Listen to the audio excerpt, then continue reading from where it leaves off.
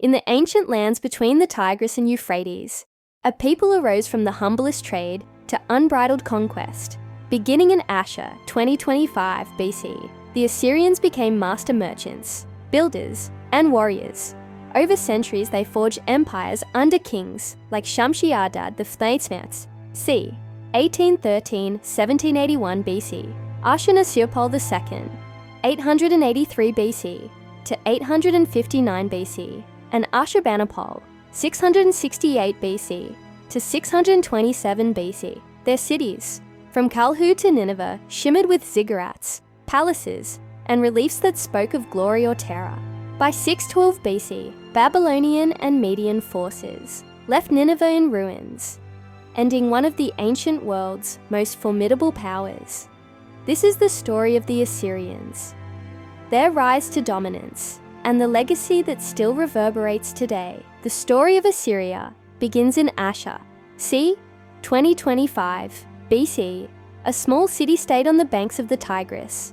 Unlike many of its contemporaries, the early Assyrians prospered not by conquest, but by trade.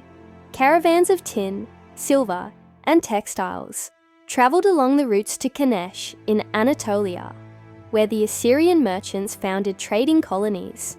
Contracts, debts, and family relationships are reflected in the cuneiform tablets from Ashur, testimony to early, highly organised commerce. Kings such as Ashurnasirpal II, 1974–1935 BC reinforced the trade networks, while Shamshi-Adad I, 1813–1781 BC sought unity for northern Mesopotamia. Under his power, he declared himself king of the universe and established a central administration that foreshadowed later imperial structures. His campaigns extended Assyrian influence into Haran and Nineveh, blending diplomacy and intimidation. However, following the death of Shamshi-Adad, the kingdom broke up. Meanwhile, the southern neighbours, in particular Babylon, under Hammurabi, came to prominence circa 1792 to 1750 BC. Assyria continued as a trading and religious centre, its identity preserved by its loyalty to Ashur, the patron god of the city. Temples, canals, and marketplaces guaranteed that life went on uninterrupted, even under foreign rulership. The legacy of the Old Assyrian Kingdom was not in its conquests, but in its institutions, trade networks, bureaucracy, and faith that would provide the bedrock for centuries of future expansion. These humble beginnings foreshadow the evolution of the Assyrians, from merchants to conquerors, learning the disciplines that would define their civilization for over a millennium: governance, commerce, and war. After centuries of foreign domination, Assyria regained its rise under Ashurnasirpal I, 1392 to 1353 BC, and started claiming its independence from the Mitanni. He exchanged correspondence with the Egyptian pharaohs and elevated Assyria as a regional power. The military reforms became central. Standing armies, organized units, and fortified cities enabled expansion. Kings Adad-Nirari Satin 1307 to 1275 BC and Shalmaneser Simitan 1274 to 1245 BC pushed borders out into the Zagros Mountains, northern Babylon and Syria, introducing mass deportations to secure their control. The creation of provincial governors achieved centralization of power, ensuring loyalty and efficiency. The first climax of Assyrian military power was reached by Tukulti-Ninurta, Basin, 1244 to 1208 BC, who in 1235 BC sacked Babylon and built a new capital at Tukulti-Ninurta, with monumental temples and palaces. His reign epitomized divine kingship and the relentless efficiency of Assyrian bureaucracy. Despite such strength, it was internal assassination and external pressure that eventually weakened the kingdom.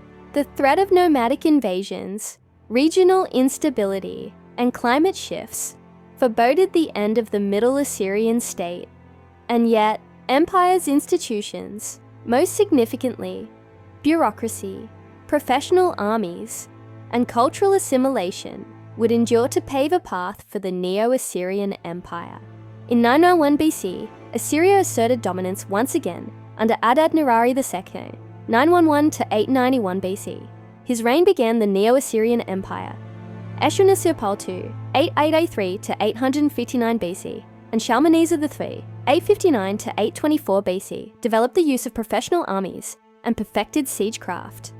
Ashurnasirpal II transferred the capital to Kalhu and built huge palaces decorated with winged bulls and bas-reliefs that showed conquered peoples flayed alive.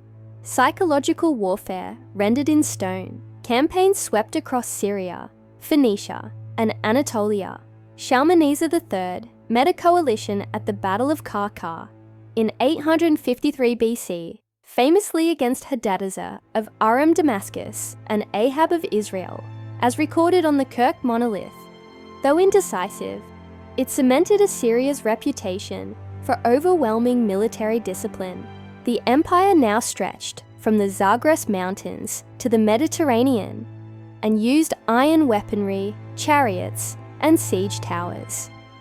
Assyrian administration introduced provincial governors, tribute systems, and deportations, a model of imperial control unmatched in the ancient world.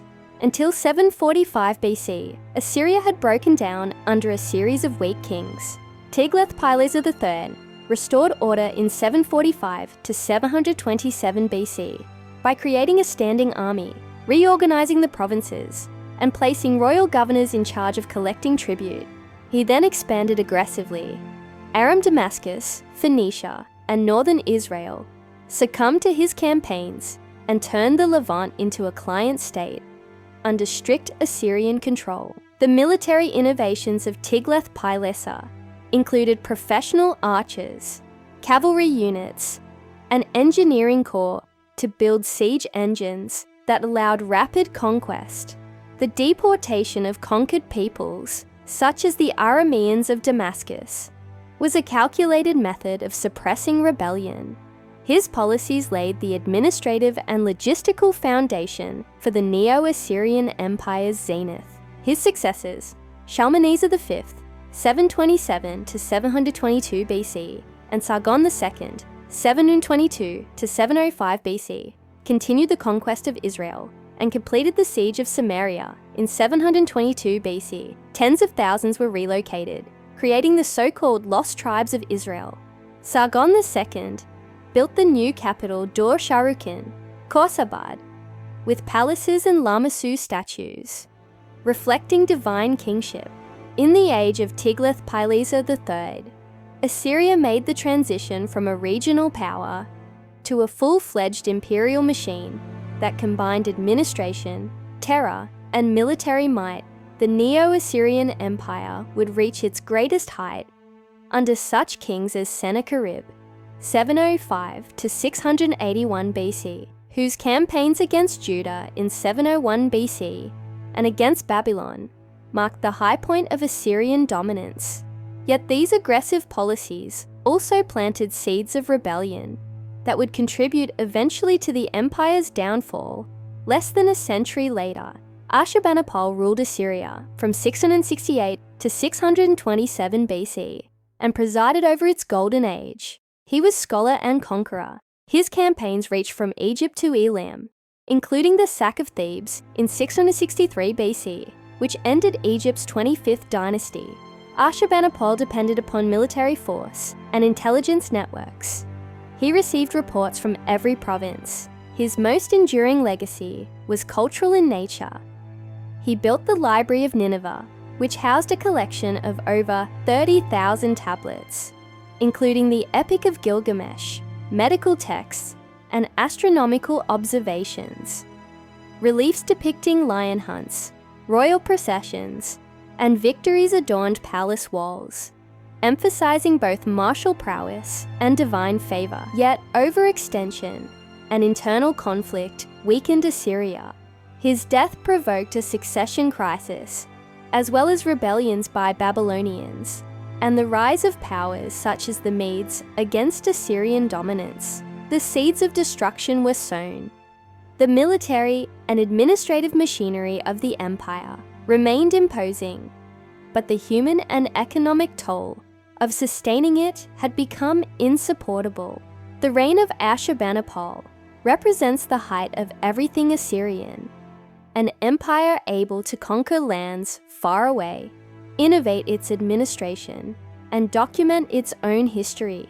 This combination of ruthlessness, intelligence, and culture makes Assyria iconic even centuries after its fall. With Ashurbanipal's death, the Neo-Assyrian Empire began to fall apart.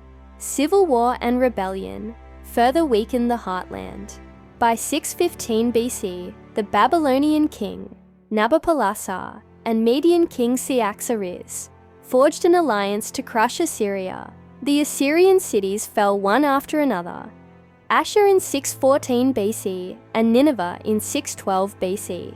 King Sin-shar-ishkun fought to defend the capital, but its walls were breached.